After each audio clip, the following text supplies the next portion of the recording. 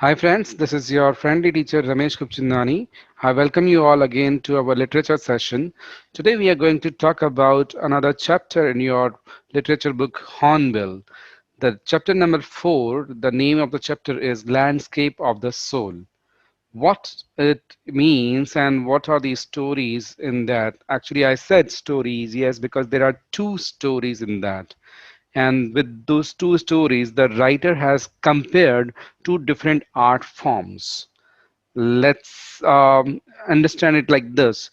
The writer has compared one of the European art form and one of the Chinese art form. So there are two stories, one from Europe and the other from China. Both of them talk about some kind of painting in an art form, and what exactly is the difference between Chinese art form and European art form, we will get to know about that. Plus, in bonus of that, there is also an article which was published in Hindustan Times regarding one of the rock gardens, which is another art form, rock gardens made by Mr. Neek Chand from India in Chandigarh. It is a very famous one. So let's go ahead and check these stories out, right? Okay, let me share the screen with you. Just a minute. Yeah, so I hope now you can see the screen. The name of the chapter is Landscape of the Soul. Landscape जैसे कि हम जानते हैं drawing में landscape उसको बोला जाता है कि एक बड़ी सी पेंटिंग हो जिसमें माउंटेन हो और रिवर फॉर्म में भी मास वाटर हो और आसपास में भी जंगल हो या बस्ती बनी हुई हो कुछ पक्षी उड़ते हुए सन दिख रहा हो स्काई में समथिंग लाइक दैट एक छोटी सी पिक्चर दिमाग में आती है लैंडस्केप जो हम बचपन में कई बच्चे पेंटिंग बनाने शुरुआत भी उसी से ही करते हैं right so the writer's name is Nathalie Trouveroy and उसने कुछ इस तरीके से दो आर्ट फॉर्म कंपेयर किए हैं इन दो स्टोरीज के अंदर में कि आपको समझने में मजा आएगा और देखने में भी मजा आएगा कि किस तरीके से उसके डिफरेंट आर्ट फॉर्म को कंपेयर करते हुए उसने सारी चीजें एक्सप्रेस की हैं. Couple of expressions which you need to talk about are like anecdote, delicate realism, figurative painting, illusionistic likeness, conceptual space. ये हम जैसे जैसे हम टेक्स्ट में आगे बढ़ेंगे वैसे वैसे मैं इसका मीनिंग आपको बताते जाऊंगा. Let's go ahead. First, a wonderful old tale. Tale means story. A wonderful old tale is told about the painter Wu Daozi. Wu Daozi एक पेंटर था बहुत फेमस सा चाइना में who lived in 8th century. His last painting was a landscape commissioned by Tang Emperor Zhuangguang. नाम मैं शायद pronounce सही नहीं कर पाऊंगा लेकिन जॉन जॉन्ग इनको बोलते हैं बट ये टैंग एम्परर था टैंग डायनेस्टी थी एक बहुत बड़ी चाइना की उसमें उसके राज्य में एक बहुत बढ़िया पेंटर था वहां पे चाइना में वो दाओजी वो बहुत फेमस था अपनी पेंटिंग्स के लिए उस राजा ने उस पेंटर को बुलाया और बोला कि मेरे महल के लिए तू एक बढ़िया सी पेंटिंग बना के दे और पेंटिंग दो तरीके से होती है पोर्ट्रेट जैसे से खड़ी में होती है और लैंडस्केप जैसे बैठे में होती है हॉरिजॉन्टल सो उसने एक हॉरिजॉन्टल पेंटिंग बना के दी जिसे लैंडस्केप बोलते हैं. Let's see to decorate a palace wall अपने पैलेस की वॉल पे लगाने के लिए उस टैंग एम्परर ने उसको बोला. The master had hidden his work behind a screen so only the emperor would see it. The master मतलब यहाँ पे जो मास्टर पेंटर है वो कलाकार बहुत बढ़िया था इसीलिए उसको मास्टर बोला गया है. उसने इतना सीक्रेटिवली वर्क किया था उसके ऊपर उस लैंडस्केप के ऊपर कि उसका वर्क वो खुद ही देख सकता था और कोई जब तक उसको ध्यान नहीं जाए तब तक दिखेगा नहीं. तो उसका किस तरीके से वर्क था let's understand it. So only the emperor would see it. तो उसने वॉल पे पेंटिंग तो लगा दी बढ़िया बना भी दी और एम्परर को दिख रही है लेकिन बाकी लोगों को नहीं दिखेगी. किस तरीके से उसका वर्क था. For a long while the emperor admired the wonderful scene. उस लैंडस्केप के अंदर में क्या था पेंटिंग में वो बताया जा रहा है. काफी टाइम तक तो उस एम्परर ने उस वंडरफुल सीन को उस लैंडस्केप के अंदर जो वंडरफुल सीन था उसको एडमायर करता रहता था उसकी प्रशंसा करता था बहुत. Discovering forest high mountains waterfalls, clouds floating in an immense sky, men on hilly paths, birds in flight. यानी कि उस लैंडस्केप के अंदर में क्या था बहुत ही वंडरफुल सीन था. उसके अंदर में फॉरेस्ट भी दिया हुआ था बढ़िया बढ़िया माउंटेन्स भी थे उसमें से वाटरफॉल आ रहा है माउंटेन में से ऊपर क्लाउड्स फ्लोट कर रहे हैं हवा में एंड वहां पे हिली पाथ्स पे कुछ लोग भी जा रहे हैं प्लस बर्ड्स भी उड़ रहे हैं हवा में. So all wonderful creative scene था उसके अंदर में. Look sir said the painter SIR is SIRE, यहाँ पे एक प्रोनाउंसिएशन सर के लिए दिया गया है। तो अब मास्टर पेंटर जो है अपने राजा को बोल रहा है, लुक सर, देखो श्रीमान, in this cave at the foot of the mountain dwells a spirit. तो काफी टाइम तक तो वो उस पेंटिंग को देखता रहा, उसकी प्रशंसा करता रहा, बोला कितनी मस्त बनाई है, ये है वो है, लेकिन वो जो चीज देख रहा था वो ऊपर का एक्सटर्नल था। अब पेंटर ने उसका ध्यान एक छोटी सी अंदर वाली चीज पे बताया उसको कि मास्टर, यानी कि राजा, मैं आपको जो दिखाना चाहता हूँ वो देखो आप राजा जी। तो उसने क्या दिखाया, एक छोटी सी केव बनी हुई थी उसमें, पहाड़ के अंदर में, उस केव के पास में at the foot of the mountain dwells a spirit, यानी कि उसने बोला कि यहाँ पे एक आत्मा रहती है। एक छोटा सा यहाँ पे ब्लैक डॉट करके रखा था, बोला देखा इसमें एक आत्मा रहती है। The painter clapped his hand and the entrance to the cave opened.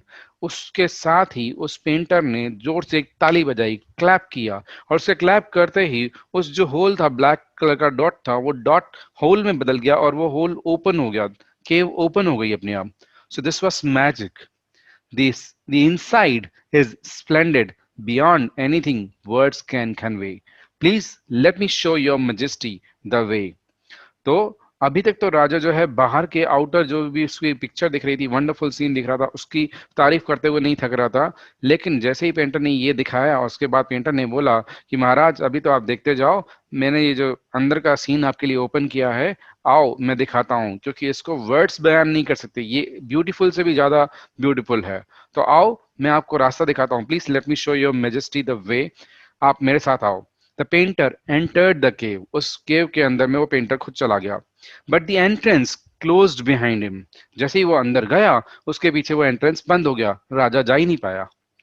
And before the astonished emperor could move or utter a word, the painting had vanished from the wall. अब बेचारा राजा वहां पे खड़ा हुआ है, हैरान था कि पेंटिंग में ये केव कहाँ से आ गई और ओपन कहाँ से हो गई।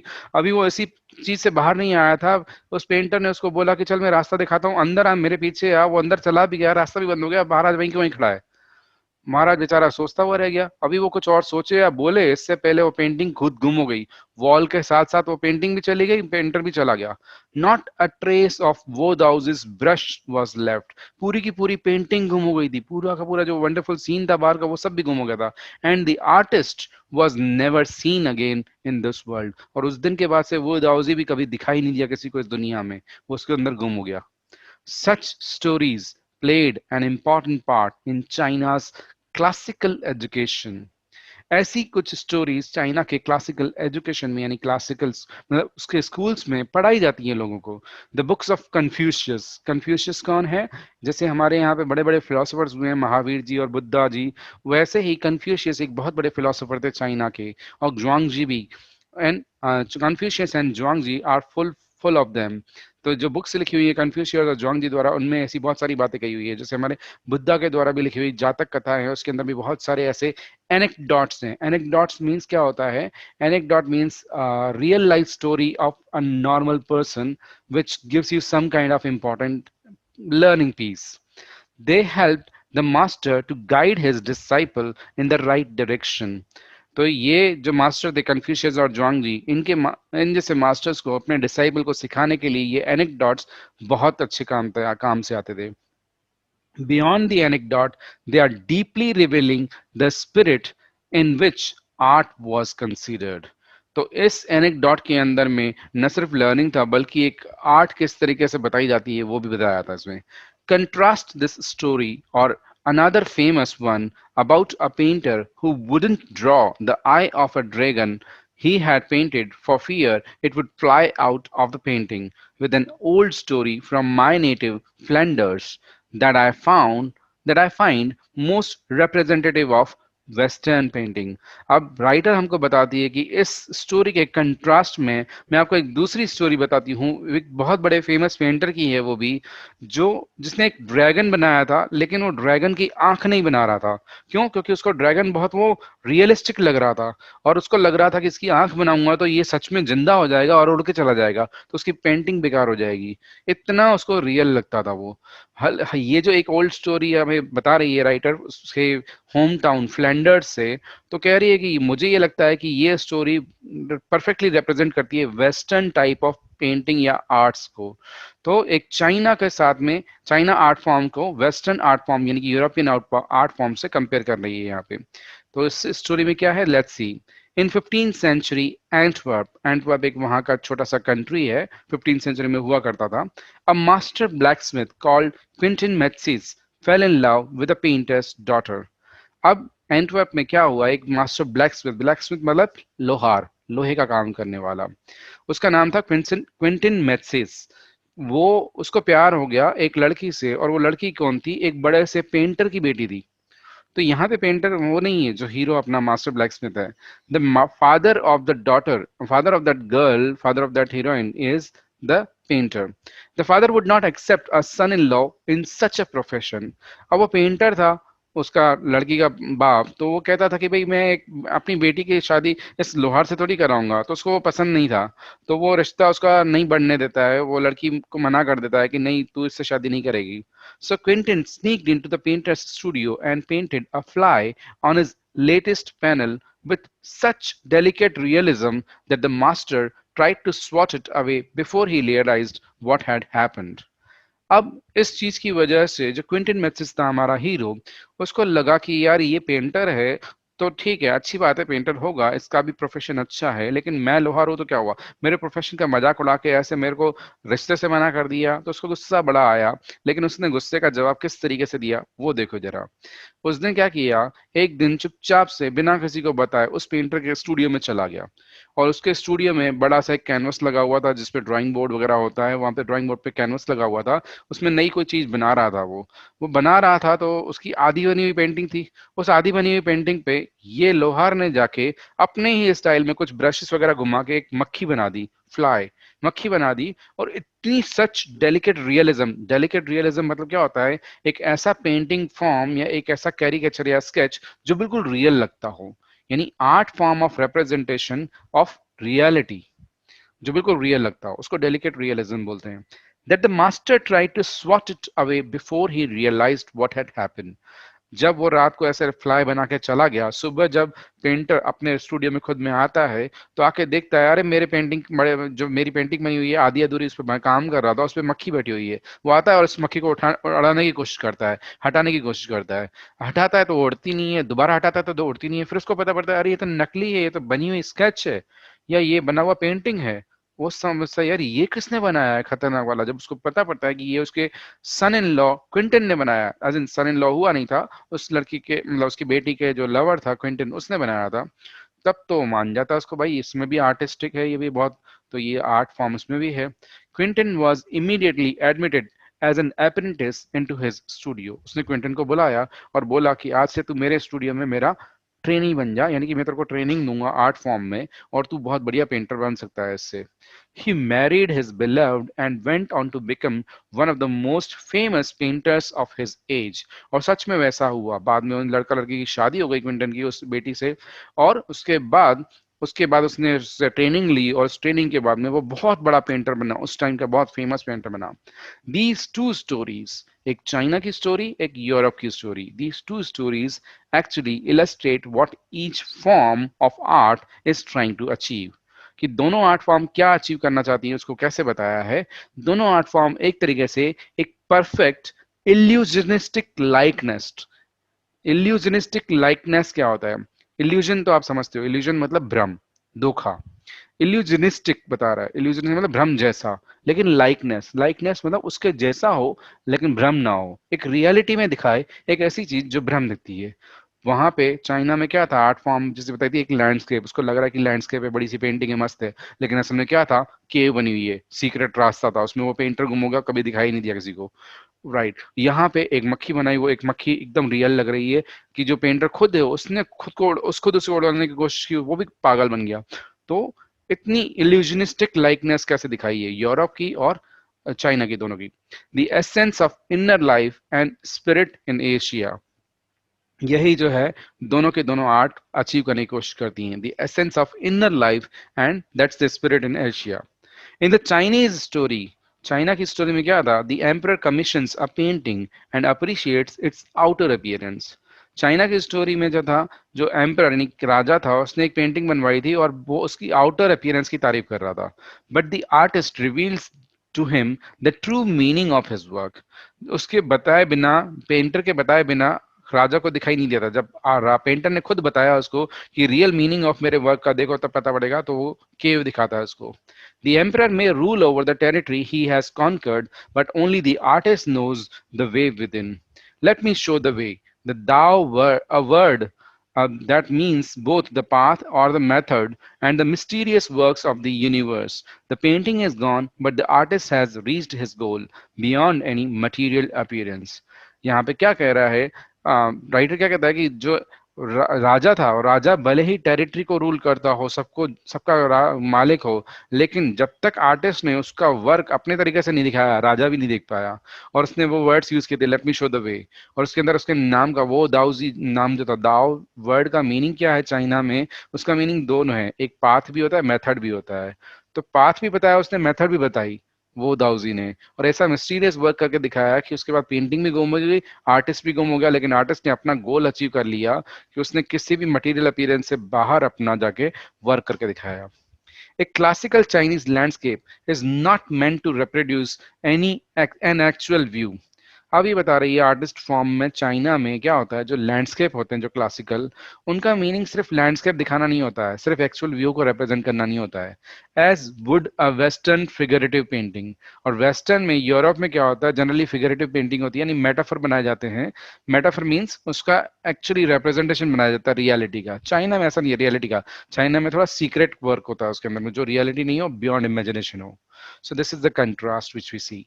Whereas the European painter wants you to borrow his eyes and look at a particular landscape exactly as he saw it from a specific angle, the Chinese painter does not choose a single viewpoint. अब यहाँ पे बता रहा है कि European painter का generally दिमाग में क्या आइडिया होता है पेंटिंग बनाते हुए, कि जब भी वो कोई पेंटिंग बनाता है तो वो चाहता है कि उसका व्यूअर उसी की आंखों से, उसी के नजरिए से उस पेंटिंग को देखे और उसी तरीके से समझे, उसी एंगल से पकड़े जैसा वो चाहता है दिखाना उसको।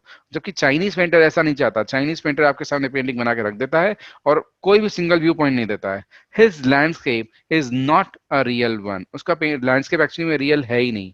And you can enter it from any point then travel in it. वो एक व्यूअर के ऊपर छोड़ता है कि आप उसको किसी भी एंगल से देखो, कहीं से भी एंट्री करो, किसी भी तरीके से ट्रैवल करो, आपकी मर्जी है। The artist creates a path for your eyes to travel up and down and then back again in a leisurely movement. तो चाइनीज आर्टिस्ट क्या होता है, वो लैंडस्केप के अंदर में एक ट्रैवल पाथ बना के देता है आपकी आईज के लिए, कि आप कहीं से भी एंटर करो, इधर से उधर से, up and down, left and right, आप पूरा ट्रैवल कर सकते हो, लेजरली उसको एंजॉय कर सकते हो। This is what they want and they achieved as well. This is even more true in the case of a horizontal scroll. Horizontal scroll, देखो लैंडस्केप वर्ड जो था वो इंपॉर्टेंट है, मैंने कहा था ना। एक पोर्ट्रेट पेंटिंग होती है लंबी वाली, ऐसे खड़े में, जिसमें हाइट ज्यादा होती है, विड्थ कम होती है। लेकिन लैंडस्केप पेंटिंग क्या होती है, जिसमें विड्थ ज्यादा होती है, हाइट कम होती है, और वो बेटर भी होता है। हॉरिजॉन्टल स्क्रॉल बेटर भी होता है, क्यों? क्योंकि हमारी आईज किस तरीके से है, लेटी हुई हॉरिजॉन्टल, तो हमें इस तरीके से चीजें ज्यादा दिखाई देती है। टीवी का पर्दा और सिनेमा का पर्दा आपने ऐसे ही देखा होगा, कभी ऐसा नहीं देखा होगा। तो जनरली फ्रेम्स वगैरह भी इसी तरीके से बनाए जाते हैं बड़े। Understand landscape painting, in which the action of a slowly opening one section of the painting, then rolling it up to move on to another, adds the dimension of time which is unknown in any other form of painting. अब यहाँ पे एक special painting की बात कर रही है वो। कई बार किसी जगहों पे ऐसी पेंटिंग भी बनाई जाती थी जहाँ पे एक स्क्रॉल के रूप में पेंटिंग बनी हुई है। स्क्रॉल जो याद है आपको, पुराने जमाने में राजा महाराजाओं का बड़ा सा एक अनाउंसमेंट आता था, तो वो लोग आते थे नगाड़ा बजाते हुए, उनके सैनिक सुनो सुनो सुनो, और ऐसे स्क्रॉल खोल के दिखाते थे, राजा जी ने कहलवाया है। वो जनरली ऐसे पोर्ट्रेट वाला खोलते थे, लेकिन पेंटिंग में हॉरिजॉन्टल वाला स्क्रॉल आता है। अब इसमें कैसा स्क्रॉल आता है कि आप पेंटिंग खोलते जाओ तो आपको थोड़ा सा दिखाई देगा। मान लो पेंटिंग खोली, आपको एक फ्लावर दिखा, तो आपने थोड़ी और खुली तो उस फ्लावर के ऊपर से भागती हुई एक बटरफ्लाई दिखाई दी। फिर और खुली तो उस बटरफ्लाई के आगे लेट सपोज एक लिजर्ड खड़ी है, और जैसे और खुली तो पता पड़ा उस लिजर्ड ने बटरफ्लाई को खा लिया। लेकिन और खुली तो पीछे पता पड़ा सांप भी खड़ा है, उस लिजर्ड को खाने वाला है। So it keeps on opening different secrets one by one, horizontal scroll जब होता है तो। इसीलिए लैंडस्केप ऑफ द सोल, और वो सोल की बात की थी उस पेंटर ने भी, वो दाउजी ने, कि देखो यहाँ पे एक स्पिरिट रहती है, right? So that's what the meaning of that mean name of the chapter is. It also requires the active participation of the viewer who decides at what pace he will travel through the painting. अब horizontal scroll में यही कह रहा है कि वो time की dimension add होती है, तो टाइम के साथ जैसे जैसे खुलता जाता है उसका मीनिंग चेंज होता जाता है। जब पूरा खुलता है तब जाके आपको पूरा उसका व्यू मिलता है, बट उसकी वजह से वो ऐसा जरूरी नहीं कि वैसे ही दिखाए, आप जैसा चाहे सोच सकते हो उसको। तो वो चाइनीज पेंटर ने उसको खोल के रख दिया, आप अपने हिसाब से उसको ओपन करके देखो, जैसे भी कहीं से भी ट्रैवल करो पूरा एक पाथ मिलेगा आपको। जैसे भी जिस भी पेस पे आप जाना चाहते हो आप ट्रैवल थ्रू कर सकते हो पेंटिंग पे। A participation which is physical as well as mental, कि सिर्फ आपकी आंखें नहीं घूमेंगी उसके ऊपर, आपका दिमाग भी चलना चाहिए। The Chinese painter does not want you to borrow his eyes, he wants you to enter his mind. So एक वेस्टर्न जो पेंटिंग होती है वो फिगरेटिव पेंटिंग होती है, वो रियलिटी को दिखाती हुई होती है, और उसमें पेंटर कहता है कि आप उसकी आईज से उस रियलिटी को कैच करो और समझो उस लैंडस्केप को। जबकि चाइनीज पेंटर आपको अपनी आईज बोरा नहीं करने का देता, आपको कहता है कि आप सिर्फ सीधे सीधे मेरे माइंड में घुस जाओ और मैं माइंड को पढ़ के बताओ। The landscape is an inner one, a spiritual and conceptual space. Conceptual space means उसके दिमाग में रियलिटी और एब्स्ट्रैक्ट के बीच का जो डिफरेंस है, उस स्पेस को कॉन्सेप्चुअल स्पेस बोला है। एब्स्ट्रैक्ट बनाते हैं वो लोग, और यूरोपियन क्या बनाते हैं, रियलिटी से बनाते हैं। This is the comparison the writer has given between both the forms. इस चीज को चाइना में एक टर्म है जो कॉन्सेप्चुअल स्पेस को एक्सप्रेस करने के लिए, this concept is expressed as shanshui. Shanshui नाम का एक वर्ड है चाइना में जिसका मीनिंग क्या होता है, माउंटेन वाटर। शैन मतलब माउंटेन, शुई मतलब वाटर। और माउंटेन और वाटर आपने देखा है लैंडस्केप में जनरली दोनों ही चीजें एलिमेंट्स होते हैं, विच use together represent the word landscape. तो दोनों को साथ में मिला दो तो वर्ड लैंडस्केप बनता है। More than two elements of an image, वो सिर्फ इमेज के दो एलिमेंट्स नहीं है, these two represent two complementary poles, कि आपस में ये दो सिर्फ एलिमेंट्स नहीं है एक इमेज के, वो एक तरीके से एक दूसरे को कंपेयर करते हुए या कॉम्प्लीमेंट करते हुए दो पोल्स हैं, जैसे नॉर्थ एंड साउथ पोल्स हैं, लाइक दैट। या लड़का और लड़की एक दो अलग अलग पोल्स हैं, एक दूसरे को कॉम्प्लीमेंट करते हैं। Reflecting the Dao's view of the universe. तो दाओस जो दाओजी था वो पेंटर, उसका व्यू क्या था यूनिवर्स का, वो ये था, द माउंटेन इज यांग। यांग एक और वर्ड है उसके चाइना में, उसका मीनिंग क्या है, रीचिंग वर्टिकली टुवर्ड्स हेवन। तो यांग एक मेल यानी कि मैस्कुलिन काउंटर पार्ट को रिप्रेजेंट करता है जो हेवन की तरफ जाता है। Stable, warm and dry in the sun, while the water is yin. Yang और यिन, और yin is like feminine, horizontal है वो।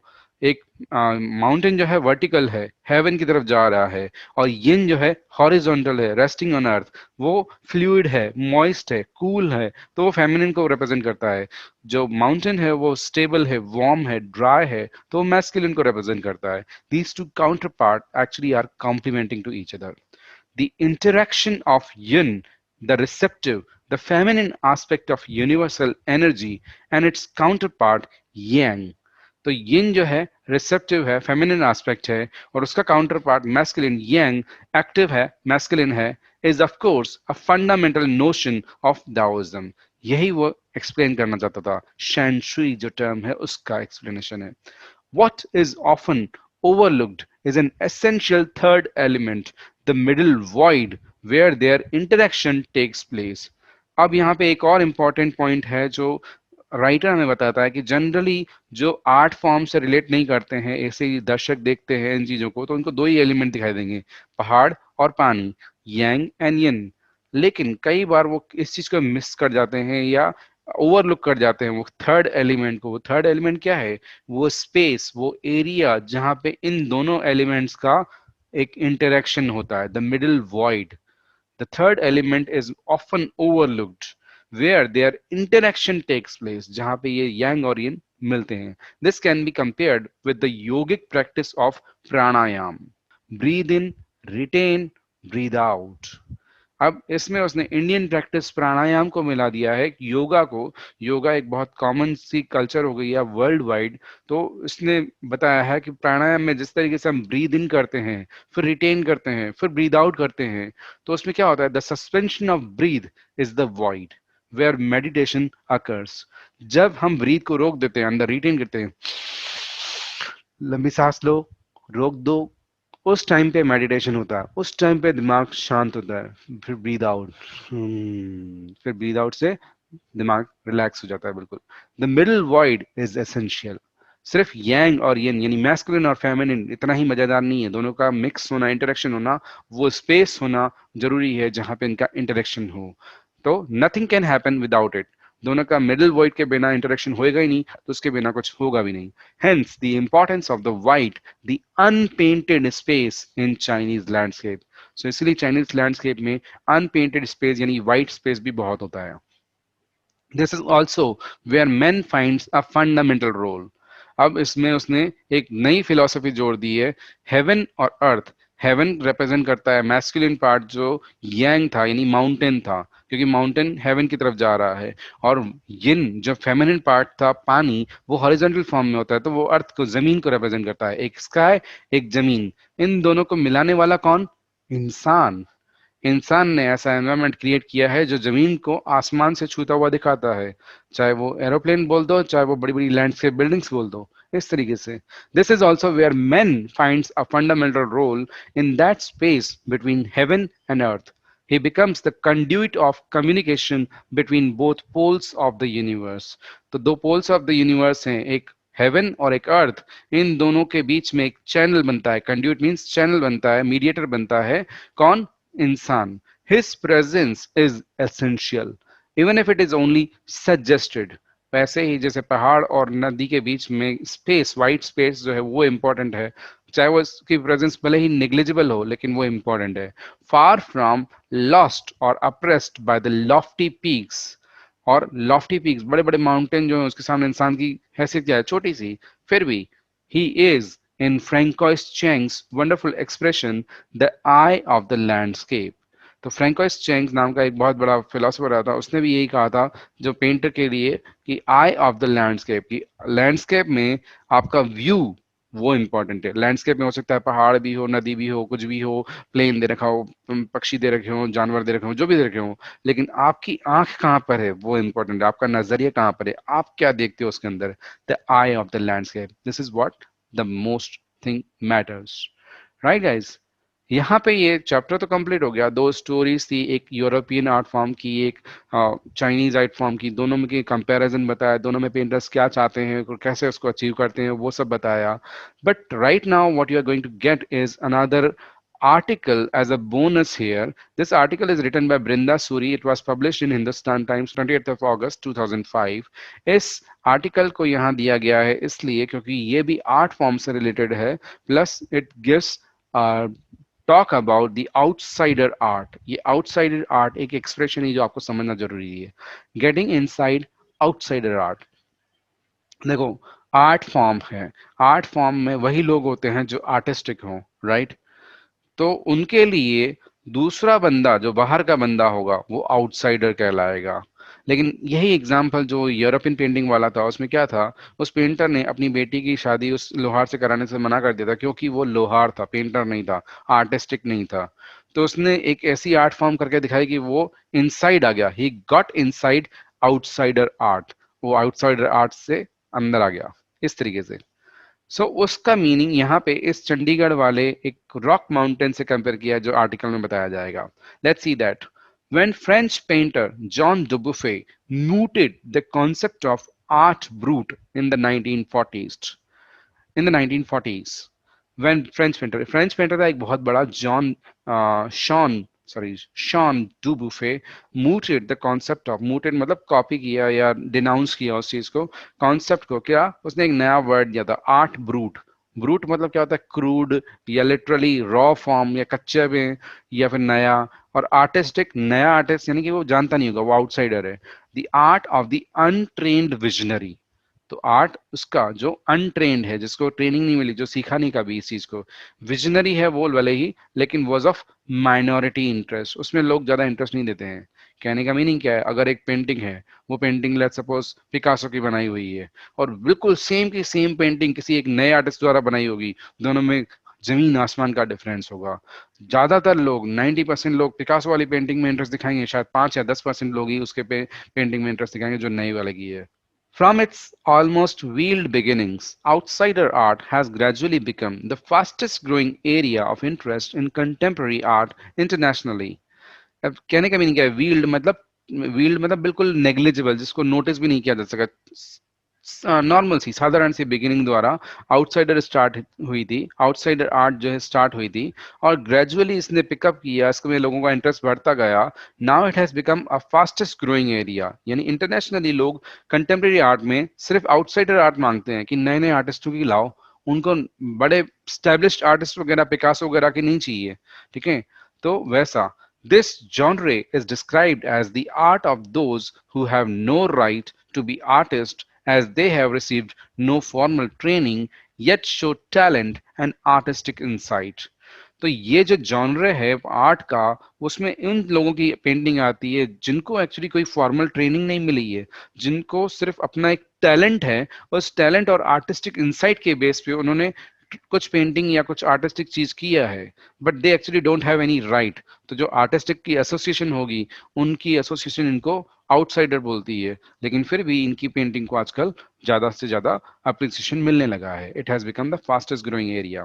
There works are a stimulating contrast to a lot of mainstream offering. Mainstream मतलब जो real established पुराने से painters है, artistic form वाले लोग हैं, उनकी जो ऑफरिंग्स होती हैं, उनकी जो बनाई हुई पेंटिंग्स वगैरह होती हैं, उसके हिसाब से यहाँ पे जो नई वाली आती हैं, ये बहुत स्टिमुलेटिंग कंट्रास्ट में होती हैं, यानी कि उसकी ऑपोजिट में कुछ नई चीजें बना के दिखाती हैं, जिसे हम मॉडर्न आर्ट भी नहीं बोलते। मॉडर्न आर्ट आजकल नए नए पेंटर्स की भी चलती रहती है। Around the time Dubuffet was propounding his concept in India, an untutored genius was creating paradise. जिस टाइम पे 1940s में ये शॉन डुबुफे जो फ्रेंच में पेंटर था, उसने ये आर्ट ब्रूट का कॉन्सेप्ट दिया था, उसी टाइम पे इंडिया में भी एक बढ़िया सा अनट्यूटर्ड जीनियस यानी कि रॉ आर्टिस्टिक पर्सन जो था, years ago एक बड़ा पैराडाइज बनाया। पैराडाइज कैसा बनाया, यानी रॉक गार्डन बनाया उसने। years ago the little patch of jungle that he began clearing to make himself a garden sculpted with stone and recycled material is known to the world today as the Rock Garden at Chandigarh। सालों पहले यानी 1940s के आसपास में नेक चांद कौन है, एक पुराना बूढ़ा सा क्रिएटर डायरेक्टर था जो 80 साल का है अभी, या उस टाइम पे 2005 की बात कर रहे हैं हम, 2005 पे ये 80 साल का था। इसने 1940s में चंडीगढ़ के आसपास एक जंगल को काटना चालू किया था, वहां के पेड़ वगैरह काट के एक बड़ा सा गार्डन बनाना चाहता था अपने लिए, और वहां पे बड़े से स्टोन के थ्रू और पुराने रिसाइकल्ड मटेरियल जैसे टूटी हुई चूड़ियां वगैरह या कांच के डब्बे वगैरह या टीन के डब्बे वगैरह, उन सबको, बॉटल्स प्लास्टिक वगैरह, उन सब के रिसाइकल्ड मटेरियल से उसने एक नया आर्टिस्टिक फॉर्म में एक गार्डन बनाया वहां पे, जिसे आज बहुत फेमस बन चुका है। उसको रॉक गार्डन बोलते हैं चंडीगढ़ का। It has got so much appreciation. और वो किसने बनाया था, नेक चांद ने। It's 80-year old creator Director Nick Chan is now hailed as India's biggest contributor to outsider art।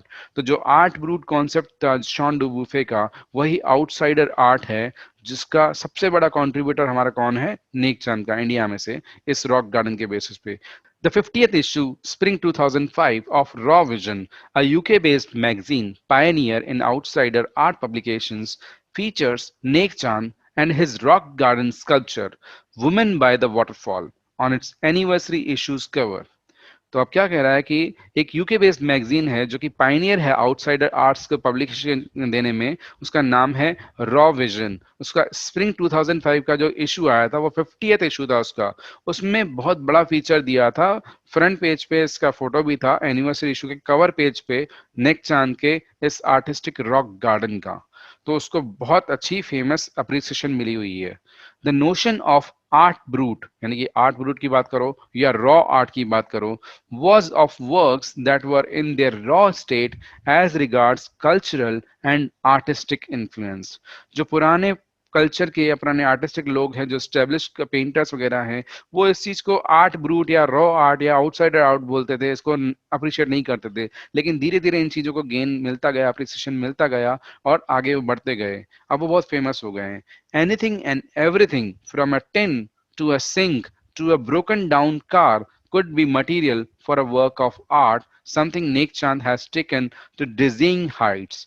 अभी आप कई बार देखते होंगे, कई बार आपने सोशल मीडिया में या व्हाट्सएप में या फेसबुक वगैरह में ऐसा भी देखा होगा कि टूटी हुई साइकिल से कोई चेयर बना दी, या पुरानी कार को तोड़ के इसका फर्नीचर बना दिया, ऐसे स्कूटर वगैरह से कुछ सीटिंग बना दी है, या इस तरीके से कुछ नए नए आर्टिस्टिक फॉर्म में बना देते हैं। This is what is called outsider art. So जैसे पुराना टिन हो, सिंक हो, ब्रोकन डाउन कार हो, उन सब चीजों से कुछ भी बना सकते हैं। नेक चांद ने तो ये उस टाइम पे 1940s में किया था, और वो चीज को उसने क्या इतने बड़े रिकॉर्ड लेवल पे डिजिंग हाइट्स पे बना दिया। डिजिंग मतलब ऐसी हाइट जिसको देख के चकरा जाए इंसान। recognizing his art as an outstanding testimony of the difference a single man can make where he lives his dream। तो एक इस आउटस्टैंडिंग टेस्टिमनी, टेस्टिमनी मीन्स प्रमाण है, प्रमाणित तौर पे आपके सामने है, वो आउटस्टैंडिंग है, अमेजिंग है। एक उसने क्या किया, एक अकेले आदमी ने क्या डिफरेंस क्रिएट किया है, कितनी खराब सी चीजें, रिसाइकल चीजों से उसने एक ऐसा चीज बनाई है जो उसका ड्रीम लिव करती है। The Swiss commission for UNESCO will be honouring him by way of a European exposition of his work. जब ये आर्टिकल लिखा गया था 2005 में, तब स्विस कमीशन के द्वारा, जो यूनेस्को के लिए काम करता है, उसको ऑनर करने के लिए उसको यूरोपियन टूर दिया गया था, नेक चांद को, इसी काम के लिए। The 5 month interactive show Realm of Nick Chan beginning October will be held at leading museums in Switzerland, Belgium, France and Italy। सो ये बता रहा है कि 5 महीने तक इसका एक इंटरेक्टिव शो चलेगा, उसका वीडियो बनाया गया पूरे रॉक गार्डन का, और उस वीडियो का नाम दिया गया रील्म ऑफ नेक चांद। रील मतलब उसका राज, जहाँ पे वो राज करता है। बिगिनिंग अक्टूबर, उस 2005 के अक्टूबर से स्टार्ट हो रहा था ये। 5 महीनों का डिफरेंट शो था, जो स्विट्जरलैंड में, बेल्जियम में, फ्रांस में और इटली में दिखाया जाएगा, अलग अलग म्यूजियम्स में तो दिखाया गया होगा उस टाइम पे ये। The biggest reward is walking through the garden and seeing people enjoy my creation, Nek Chand says. Then निक चांद से उसके इंटरव्यू में पूछा गया था कि आपको इन सब में अब मजा आ रहा होगा, अप्रिशिएट हो रहा है आपका वर्क, आपको अच्छा लग रहा होगा, तो कैसा लग रहा है, आपकी फीलिंग बताइए। तो उसने कहा मुझे बाकी सब रिवॉर्ड तो अच्छे लगे ही सही, लेकिन मेरा सबसे बड़ा रिवॉर्ड तब मुझे अच्छा लगता है जब मैं अपने ही गार्डन में घूमता हूँ और दूसरे लोगों को घूमते हुए देखता हूँ और वो मेरा क्रिएशन को देख के एंजॉय करते हैं, वो मेरे लिए सबसे बड़ा रिवॉर्ड है। सी, what the artist wants is actually the appreciation only, right? जो appreciation मिलता है ना, तो आर्टिस्ट जो खुश हो जाता है। ये एक चीज दिखाना चाहता है। अब उसमें आर्ट ब्रूट हो या आउटसाइडर हो या इनसाइडर हो, कोई फर्क नहीं पड़ता। उसमें चाइनीज पेंटर हो, यूरोपियन पेंटर हो, इंडियन पेंटर हो, उससे कोई फर्क नहीं पड़ता। आर्टिस्ट की सोल उसी में होती है जब वो एक पेंटिंग बनाता है या एक क्रिएशन करता है, तो उसकी क्रिएशन को देख के जब उसका व्यूअर, उसकी ऑडियंस उसके लिए अप्रिशिएट करती है, तो आर्टिस्ट को मजा आता है। वही सबसे बड़ा उसका ग्रेट रिवॉर्ड होता है। This is the soul of the landscape and the chapter's name is landscape of the soul. So I believe you got the point now. This is all about it from me. Enjoy learning. Bye bye.